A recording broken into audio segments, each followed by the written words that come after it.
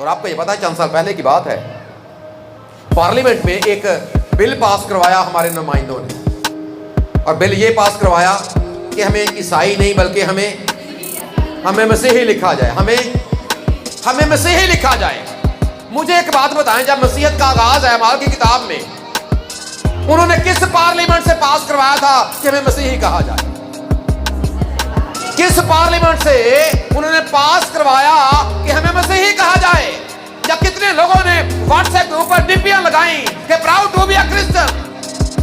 कितने लोगों ने अपने आप को फख्र के साथ ये बयान किया या सलीबे उठाकर नारे लगाए कि हम मसीह? कुछ भी ऐसा नहीं किया। फिर भी लोगों ने क्या कहा? उनको क्या कहा? उनको कहा कि ये क्या है, ये क्या है? हम पार्लियामेंट तो साबित करवाते हैं, लिखवाते हैं कि हमें लिखा जाए, इससे कोई फर्क नहीं है। अपने आप को मसीही लिख लेना, इससे कोई फर्क नहीं है। मसीही कहलवाना, इससे कोई फर्क नहीं है। मसीही होना, मसीही घराने में पैदा हो जाना, ये नाकाफी चीजें।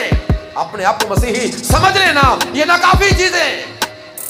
जब तक आप अपने अमल